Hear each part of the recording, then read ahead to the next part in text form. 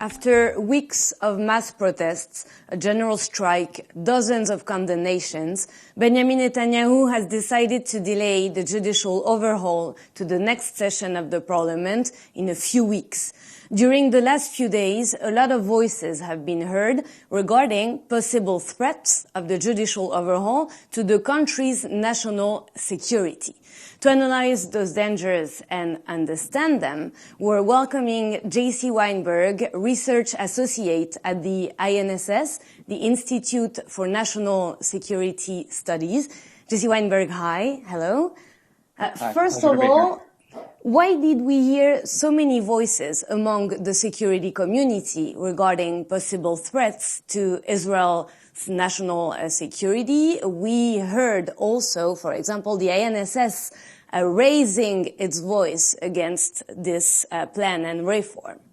So I think the judicial reform plan, which was announced at the beginning of January by the Justice Minister, Yariv Levin, really has broken a massive fissure within Israeli society writ large. And the main avenues of opposition have come from not only civil society, but particularly from the Israeli military. One of the biggest groups involved in the protests has been the Milwinikim, the reservists.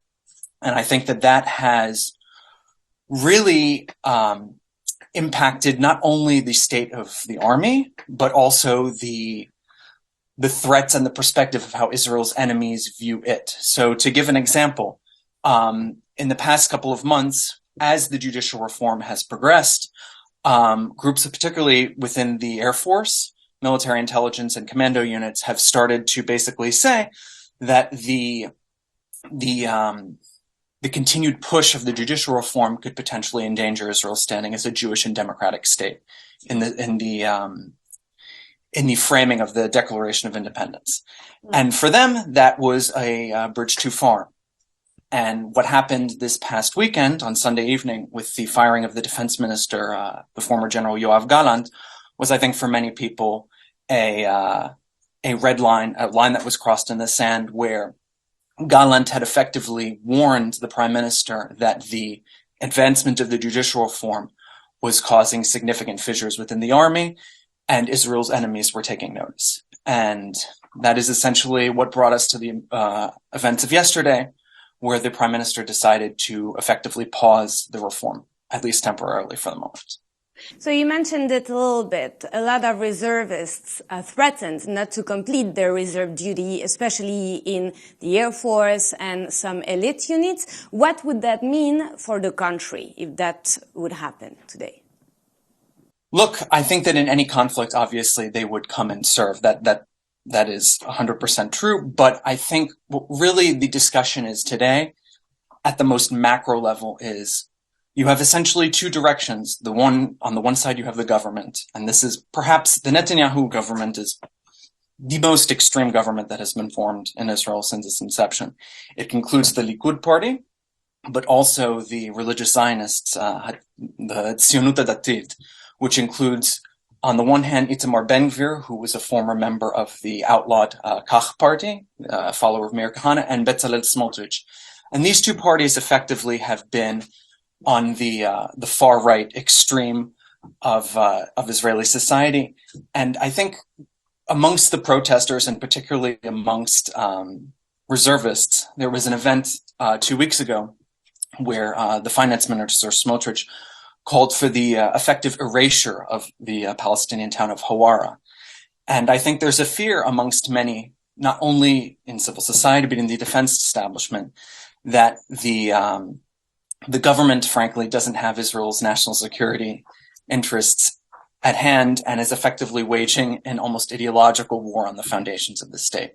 And I think that is a very open question as to which direction does this government want to bring the direction of the state towards. And that's proved to be one of the main reasons for this large, wide-scale popular uprising. So dangers are coming from inside the country for sure, but also from outside of the country, Iran, Hezbollah, Hamas, to name a few. Some people are talking about a scenario like the War of Kippur one. Could that happen today? Look, I think part of Minister of Defense Yoav Gallant's essentially cry to the prime minister and to the government. He is, of course, a member of the government, but he is a professional military man. He was at one point, candidate to be the head of the general staff. His opinion that was brought to the prime minister was a professional opinion and essentially representing not only the service chiefs, but also the heads of the Shin Bet, the internal security services, and the Mossad, essentially saying that the rupture within the army was causing Israel's enemies to look at the weakness of the state and look at the degraded capabilities of it, and that they would essentially try and take advantage of it. Now, of course, we don't know everything that was in the briefings, but one can imagine certainly that there are heightened worries that the reaction to this judicial reform has caused Israel's enemies to potentially take advantage of what they see as the weakness in society. And that's not even taking into account, by the way, the impact that the behavior of particular ministers in the government, Smotrich being one of them, Itamar Ben-Gvir being another, that has had with Israel's relations with its new partners in the Gulf, the signing of the Abraham Accords, particularly with the Emiratis, who have been very, very worried with the behavior of the government, not only in the Palestinian arena, but also with the coming of Ramadan, which is just started, and that's always a potential for a flare-up. So it's a really multifaceted picture that we're looking at here. If we can come back just a second to the international threats, do you think Israel could take preventive action to avoid such a scenario?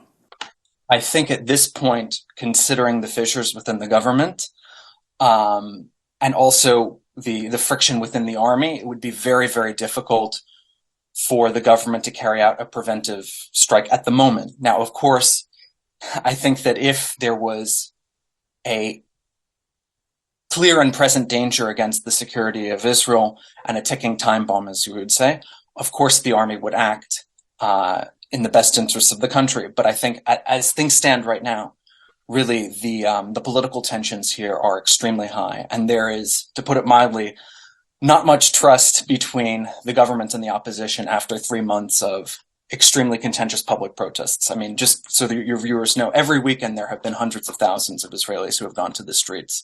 And it's really been an unprecedented amount of public outcry against the behavior of the government. Not only in the legal reform is, of course, the avenue for it, but there is a laundry list of other laws that the civil society, business, and the army see as weakening the democratic foundations of the country, with particularly in reference to the courts, but it's far more beyond that. And talking about political tensions, do you think the relationship between Israel and the U.S. could be jeopardized? Look, when the Biden administration has made, in their national security strategy, which came out in 2022, one of their main platforms has been in the safeguarding of democracies and the promotion of democracies.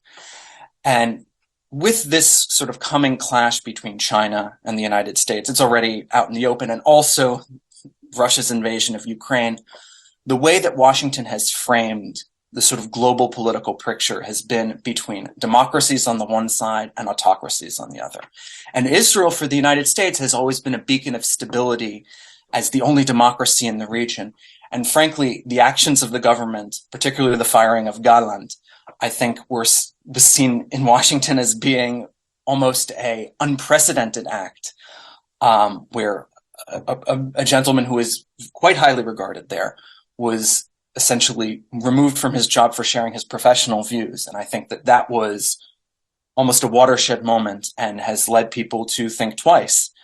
Now, the relationship between Washington and Jerusalem is, of course, it is the special relationship, arguably one of Washington's, most sacrosanct strategic relations.